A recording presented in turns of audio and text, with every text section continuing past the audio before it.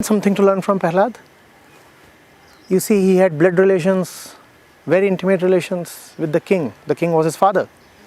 But he kept the truth and real godliness above all relations of the body and blood.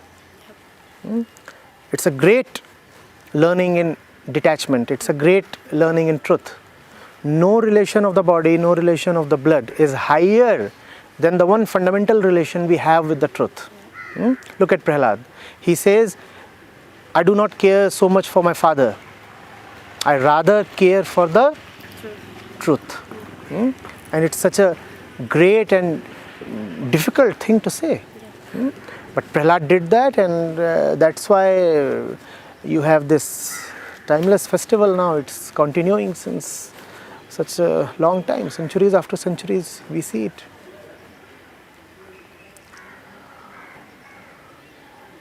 We have so many relationships. No relationships should be kept higher than the one central relationship we have with our real Father. Earthly relations are no comparison to our fundamental relation with the heart, with the truth, with God, if you want.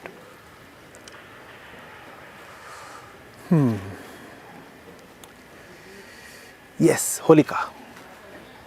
Not to miss out on her.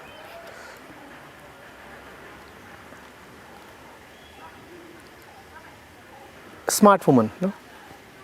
Smart woman with extraordinary powers. And it's her smartness that brought her to flames. That's a very important message to be remembered. She misused it. Yes. The more smart you are, the more clever you are, the more are the chances that your own smartness will destroy you. It's very important to see when cleverness turns into cunningness. And that happens very frequently, very easily, very unnoticeably. You do not even know when you have turned cunning. If you are cunning, your own powers will destroy you. What turned Holika into ash? Her own plans, her own designs. She thought she was being smart. She thought she would succeed. She thought it's Prahlad who would be killed. And see what happened. She got killed. She got killed. Smartness got killed. Smartness turned out to be quite dumb.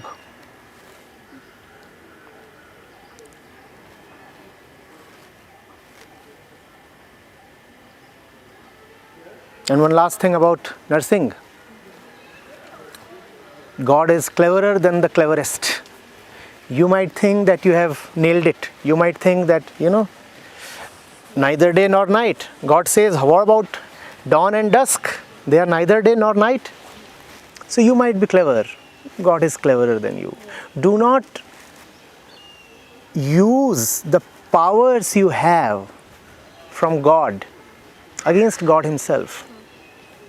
Remember that He is the one, He is the Father, He is the boss, you are not. Do not try to act too smart, too clever. Do not be ungrateful.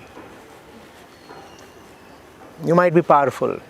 Remember that your powers are coming from Him. He is the source. And the source would always be more abundant than the ones who are receiving from the source. So whatever you have, whatsoever the ego has, is nothing in comparison to the source from where the ego comes, from the entire world comes. Such a nice thing to see, no? If we are clever, then God is the cleverest. Yeah. If we are smart, then God is the smartest one. He can take any route, He'll come up with any method. But the ego would certainly be defeated. So that's the motive, that's the theme behind Holi. Of course, you will not see this central idea so much in action. Mostly what you would see is a lot of jubilant, even raucous celebration. loudness, garish movements, and all that is quite enjoyable, quite fun. That's the remarkable thing about Holi. That's what makes Holi so singularly special. But do remember that it's not just about colors and having fun. The symbolism runs very, very deep, and we would do well to remember what the whole thing is really about.